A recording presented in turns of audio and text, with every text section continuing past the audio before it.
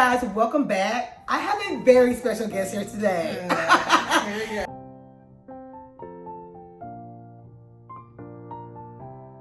Brittany. She is going to be helping me dive into this book that we're talking about today. The name of the book is called The Hole We're In. It's by the same author as the woman who wrote Tomorrow, Tomorrow, and Tomorrow. It's a lesser known work. This book was written in like 2010, I believe. So it's been a long time since publication. However, it is set in 1999. And so it's funny how this book is just as relevant today as it was back then. Maybe even more so. Maybe even more so. Just to note, I did listen to the audio version of this book, and she ended up reading the Kindle version. So we did get two different experiences. So basically this book is a dark satire, I would say, and a not so subtle critique of American society at large. So we're talking about a family who is riddled with debt and basically secrets, family dysfunction. Right. I want to talk about our overall general reactions to the book, and then we'll kind of hop into the plot and what the book was all about. I would rate this book 2 out of 5 stars. All right. It was deeply, but I'm an emotional star giver, if that makes sense. Okay. So I really am going to give you those stars based on how I felt about the book, more so than like the literary elements of the book, or whether or not I appreciated, the nuance or anything like that. It's all vibes. For me, it's completely all vibes. And this book was a downer for me. It was a downer for me. And it just hit far too close to home on so many levels. I was slightly triggered at some points in the book, which was not exciting for me. The book started out really, really good and hilarious. I gave the book 5 stars. Okay. I did not like Tomorrow and Tomorrow and Tomorrow. I did not find that I was able to relate to that book about video gaming. It just did not appeal to me. I tried to read it. I saw it hyped up a lot on BookTube. But for me, this book, yes, it was a bit dystopian, but however, I felt like it was so well done for what it was trying to do, and we're going to talk about that. Okay. I just think that with books, you can think about what it's trying to do, or you can think about what it did. And for what it did for me, it depressed me. I like to read for enjoyment. I feel like it was very much a bait and switch. Okay. So we're going to get into that in terms of, we talk about how the book is, is satire. So it's meant to be funny. At the beginning of the book, it was very funny. And we're soaring high, it's so funny. And then around a certain point of the book, it starts to hit a nosedive for me. So this book follows the Pomeroy family. So we have Roger, who is the father, George, which is short for Georgia, she is the mother. And then they have 3 children, Helen, Vincent, and Patsy. That's right. So those are the 3 children. And the book opens up in 1999. And so it's set in the South. It's set first in Tennessee, and then they quickly make a move to Texas. And the reason why the Pomeroys moved to Texas is because the father, Roger, has decided, I have been an assistant principal long enough. I have done my role to this family. Okay, he had like kind of tweens, teenagers at this point. And he said, I'm going to go back and get my PhD. His oldest son was graduating and getting ready to he was graduating from Yale, which was a secular school that he did not want his son to go to. Right, which is bonkers. It was very bonkers. I mean, it just plays into the hilarity of the book. Normal, typical family would be so excited their son is graduating from Yale. There was quite a bit of jeering at Christianity. Yeah. This was Seventh-day Adventist Christianity. Yeah. We don't own her fully. Right. It wasn't Seventh Day, it was called Sabbath Day. Sabbath Day. Yes, that's right. That's right. They wanted to get hit with no lawsuit. Right. So, excuse me, it was Sabbath-day Adventist. That's right. And, if that's what you believe, it's no chin, it's no shame. Yeah. I think that even the Christianity, the non-denominational Christianity of today, is very different than it was in the 90s. Absolutely. Okay? So it very much condoned low-key abuse, with the belt, and everything. And so Roger and his family are getting ready to embark on this adventure to go to Texas. He's going to embark on his PhD program, and meanwhile leave all the bills, everything, to his wife. His wife is a high school graduate. She did not go to college, and she's working as a temp. She gets hired in Texas as a temp, working for an insurance agency, a health insurance agency. She is working to deny claims, healthcare claims. So, okay, we're making a commentary about American society at large. And yet she herself, I don't believe, had insurance. Right. Herself. Right, so because the she was irony of that, she was like, to be a temp working for an insurance agency. And then she, at a certain point in the book, which is hilarious, she couldn't afford Like, she was going to take a pay cut if they took her on full time. Absolutely. Because they had to pay back the temp agency. So it just speaks to that time. And the time that some of us are still experiencing even today, where you're trying your best to get ahead, but it's just, you're getting beat down. Yes. Can we start with Georgia? Absolutely. So Georgia made me LOL on so many levels. Georgia is the Southern woman who just takes everything on the chin. You know, back in our day, our parents, you know, they had so much going on behind the scenes. Yeah. And yet it was like she was so nonchalant in everything. Yeah. Did you pick that up with Georgia? That she was just like, you know, it was like, okay, all right. Everything was just kind of like. And we know Southern women like that. Yeah, we sure do. Exactly. The woman that just takes it's the passive. It's the not wanting to confront reality. So very early on in the book, and we'll go ahead and say there's going to probably be a lot of spoilers in this video. Yeah. The book is 10 years old. If you haven't read it, you're probably not going to read it. However, if what you hear appeals to you, just read the book and then come back to this video. Come back to the commentary, because I think you will find the commentary hilarious once you actually read. And it's not a terribly long book. The cover of the book was horrendous. The original cover was horrendous. And they redid the cover of the book. But the original cover was a picture of a credit card with a family in the background, and it was blue. And I can imagine why the book did not do as well, and they didn't have the readership. However, the reason why I gave the book 5 stars was because I felt like the author's attempt was to critique American society and all the way. So we have this recurring thing of the American dream. We have, in the beginning of the book, Roger, he keeps imagining himself authoring this best-selling book where he's going to get through his PhD program. He's going to come out with a book. The book, he's going to end up on the Oprah Winfrey Show. It's going to pay all his bills. It's going to pay all of his bills. And we just see throughout the entire book how everybody has their own version of the American dream. Right. And how and it's a really illusion and a moving target that they're never able to actually achieve really much of anything beyond what they were born into. Well, and that's kind of the statement the author was trying to make. We can also talk about Roger as well. Roger was another main character in the story. And the thing about Roger was there was no introspection. So, you know, he came into his education thinking, okay, like how we all think. I'm not going to go into that much debt. I'm going to be done in 3 or 4 years. 4 years tops. Bruh was in the program for like 6 years. Yeah. Absolutely riddling his family with debt along the way. He was making no money in the program. Right, at all. And when he got into the program, his mentor was like, hey, I want to co-author this book with you, kind of taking over his dream, taking over his idea. Stealing his idea completely. That was hilarious. Like, okay, Roger is a mess. Supposedly, like, so well behaved that he's pastor status and all this and that. And then come to find out, he ends up sleeping with his who was the woman? His professor? It was basically his academic advisor, his professor, his mentor. And he's so vehemently against the sins of others, though. Yeah. Like, God forbid someone else around him sins. It was so reminiscent of the 90s when parents would just write you off, cut you off, kick you out, and never talk to you again. So that was a bit of a subplot because the youngest daughter, Patsy, was a cheerleader. She gets into a bit of an accident where this black football player catches her when she's falling from the top of the pyramid. She's a little bit concussed, but she ends up being okay. And then she ends up falling for this guy. And so you have on one hand, Roger, the father, the patriarch of the family. He's not contributing financially to the family. He basically doesn't have a leg to stand on.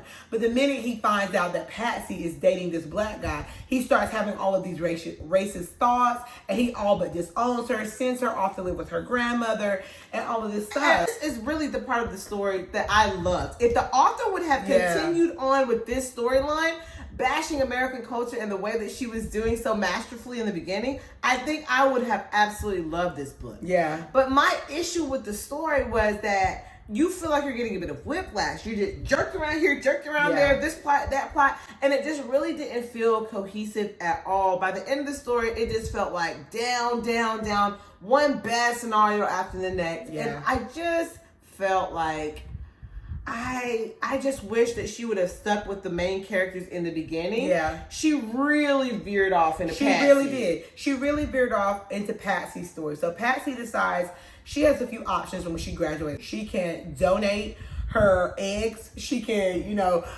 be a surrogate, or she can go to the military. And so she decides to go to the military.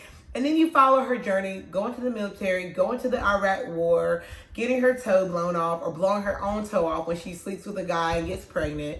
And you just see her downhill trajectory, and then she ends up having the baby grows up and has a teenage pregnancy of her own. She wouldn't even be in that predicament had her mother not lied on her. I think the reason why she made that strategic choice was because she was trying to show how generational trauma and the choices that your parents make dig the hole that you started in. Right. And so then your life is trying to dig out of the hole where Vincent, the son, finds out when he's trying to apply to grad school that he cannot get approved for a loan because his mother has taken out all of these credit cards in his name. We had a friend that this happened to. Right. So, growing up in the South, parents get desperate. They get your Social Security number. God forbid. It's terrible. It's awful that they do this.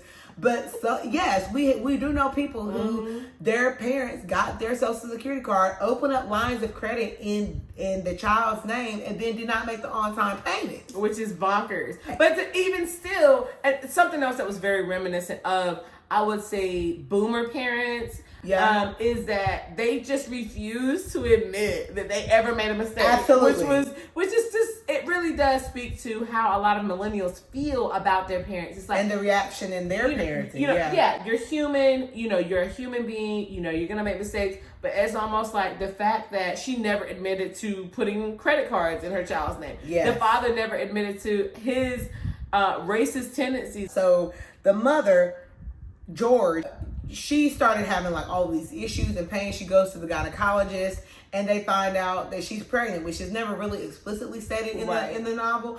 But later her husband finds the credit card receipt where she has gone to Planned Parenthood. And this is like an abominable sin to Southerners who are, Christian conservatives. Now he's having an affair at the time. He's having an affair with a woman who has had breast cancer, and it's just all kinds of weirdness to that. She don't have nipples. She might. Like, so it's very bad. Very. But even though he's having an affair at this time, he is enraged at what he perceives as his daughter having relations with a black man, and then going to Planned Parenthood. So the mother allows her husband to believe that his daughter is the one who has had the abortion, when really it's the mother. It's George who has had the abortion. And that, to me, I feel like is a critique of the novel. If you're a person who does not like loose ends, you will hate this novel. And I am that person. It's okay for you to lie to your daughter, but at what point are you going to come back and reveal that was the case? They went to their grave believing that. And I guess that is the truth of the matter. That is the truth. And that's the reason why I had to give this book 5 stars. Because it brought to light so many things that has happened in my own life, in my own experiences that you don't even think about. But it's like every single facet of Southern life was there. The continuous oppressive guilt that you feel as a child trying to be a good Christian and not really knowing if you're doing a good job. The option to go to the military because you don't really believe you could get into college, or you couldn't even afford to go to college. The credit card debt that everybody just pushes under the rug and ignores in our society.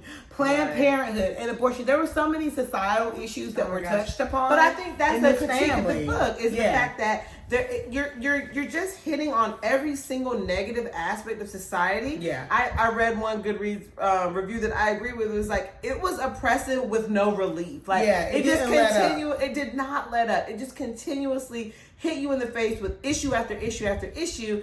And I'd say the first third of the book was amazing. Like I was laughing and cracking up because it's so relatable, right? Yeah. But then when it veered off into Patsy's story, it just became sad, and it just continued to be sad. I feel like to the end of the book. Yeah, there were a few funny parts at the end of the book, like the revelation that his mentor did write a best-selling book, and there were a few characters in the book, like their daughter Helen, who ended up marrying a dentist and having a very boring and nice life where she could quit her terrible job as a speech therapist and do what she wanted to do with her life. So it wasn't as if nobody achieved the American dream. Right. And I couldn't get over that nostalgic feeling that I felt while reading this book and how different it felt to me compared to some of the books I've been reading lately. It just felt like it was set during that time, that nostalgic time. And there's like this motif of Britney Spears all throughout the book, where it's like you see Britney Spears on a high, guy. She's achieved the American dream. She's living the American dream. And then, you know, what's the guy? Then Patsy named her daughter Brittany. Yeah.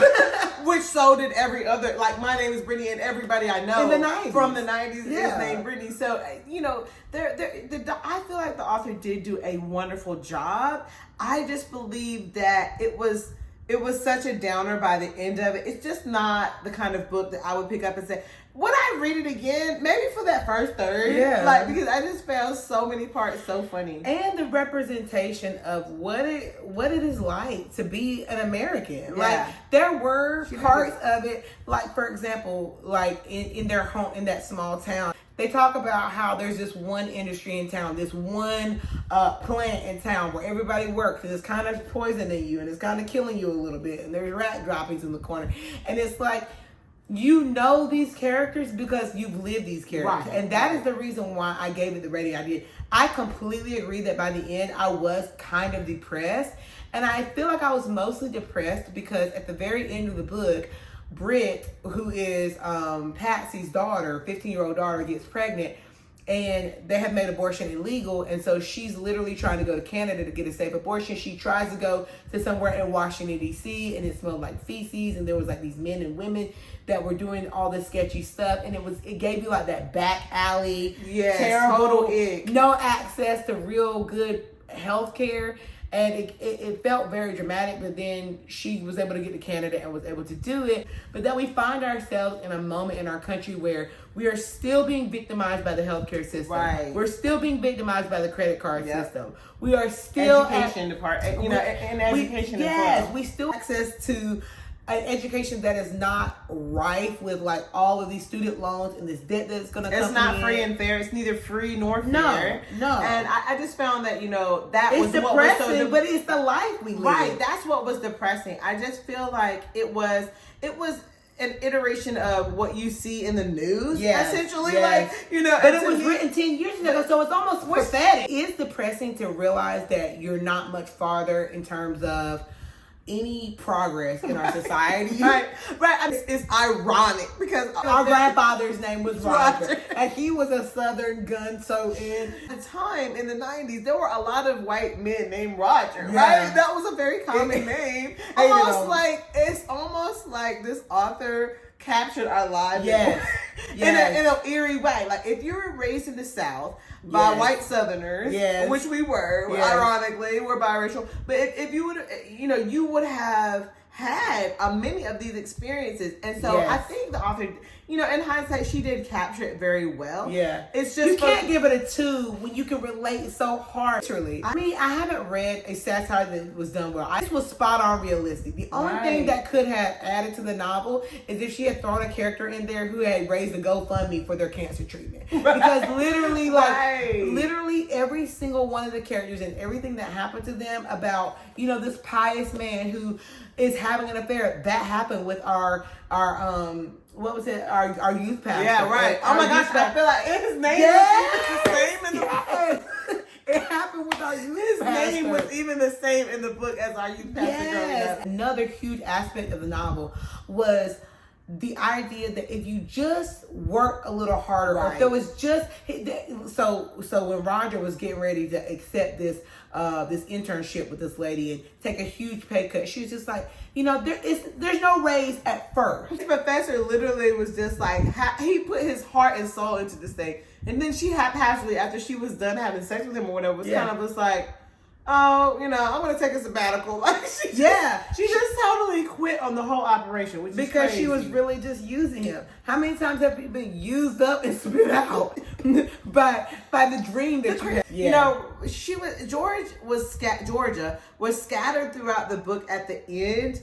And she went crazy a little bit. She had a mental who hasn't been there. Realistic. And but it was just... And then she died of cancer. It seemed like everybody just died. Everybody died. And that really too. But it was just like so depressing. I just wish the author would have taken what she had at the first third of the book and continued it on. Sure, everyone could have died in the end. I would have been fine with that. But it was like, I don't need to go 10 years in the future with this. Like, I just think we could have stopped at keeping it in the 90s. I think that is a totally fair critique. Just the idea of, I think it was you're never going to get out of this hole. You're never going to get out of this hole. And that was depressing. That's a depressing thought. It is depressing. And I think that my threshold for an enjoyment of a book, I do think that I could be carried by that first third where it was so enjoyable, where I was like, I was loving the book, and I loved it by the end, but it was sad, and I don't mind being sad as my reaction to a book. You know, I mean, I don't mind being sad either. I just don't want to bait and switch. I don't want to read a book thinking, oh, I'm about to be cracking up this whole book. This is about to be awesome. This is funny. It's sad and funny. I'm okay with sad and funny. And there was a lot of funny moments all throughout the beginning of the book to where I was like, this might be the best book that I have ever read as a relic of the 90s. Yeah. But as it went on, I just felt like, okay, you're beating a dead horse at this point, and I'm depressed enough. Yeah. And I didn't start out this book thinking that this was going to be depressing. You're soaring high in life when you're young. You have all these dreams ahead of you. You make all these stupid decisions, but they feel good in the moment. Yeah, you feel like this is going to solidify my future. And then you get to midlife, and it's like, I'm still on this hamster wheel trying to pay off this medical debt, trying to pay off my student loans. Never retiring. And you're really a victim of your environment. It touched on how treatment of veterans, and when I was a veterans paralegal, you see it, you go into the military, they sell you a bill of goods, and then you get out of the military, your toes shot off, you've been to war, you're having all these issues, and they refuse to even give you, she got no benefits. No GI Bill. That is exactly what happens sometimes. I think you are left with a little bit of hope at the very end. And I did love the dysfunction of the kids with the parents, because I saw so much of that growing up. There was a lot of I'm disowning you. It was very much a disowning generation. Where they're like, oh, you're not going to do what we think you're supposed to do. You're kicked out and you're disowned. I mean, can you imagine? I mean, we have 6 kids between the two of us. Like, I can't imagine just being like, you made a mistake, you're out of here for life. A huge thing in the book trope, I guess you would say, is miscommunication. Yes. And how people just literally did not talk about stuff. Right. It's like, if you made your parents mad, they sent you off and disowned you, but they never even told you what you did to get in trouble. Like Patsy, she supposedly, was pregnant and went to Planned Parenthood, and her father disowned her, and her mom lied about it, but mom never actually came around to telling her that the reason why she got kicked out. The whole reason they gave her was the fact that she had a black boyfriend. But it's funny how you live with those secrets and you die with those secrets back in the 90s. And now I feel like we are more willing to say, I messed up, I'm sorry, I'm human. Right. And so I do think that it just brought up all the memories of growing up in the South, the expectation to be flawless in the sight of God, but also the people who are telling you that, like our youth pastor, like our own parents. I think the Christianity of the 90s really needed some work in terms of they totally missed the mark. And I think that there are pastors and leaders now that are trying to help people understand that it's not about how well you do or how good you do. It's not about you are. Right. Yeah. It's about your relationship with Christ. So, but the fact that little part where it was like, Patsy was disowned, Vincent was disowned. It was very much true to life. And I had forgot about that. Even as a parent myself, I was like, this book has reminded me of so many mistakes that the older generation made, that our generation made. So now what you're seeing is kids our age in their 30s disowning their parents. Yeah. So now it's like your parents are not perfect. They made all these mistakes. They're not willing to own them. You're dead to me. Yeah. And so I feel like the pendulum has really swung in the opposite direction. We need to all just offer each other, as much grace as possible. Right. In that, we're all just children that have grown up. Yeah, and we're all humans. Anyway, we got on a tangent. Anyway, this book, The Hole We're In, I feel like was a beautiful exploration of American life and the way the uniquely American experience. If you guys want to read our next book with us, we're going to be choosing that this week, and we will drop it down in the comments below and hopefully come back with another read very soon. Thanks for having me. Thanks for being here, guys, and I'll see you guys in my next video. Bye. Bye.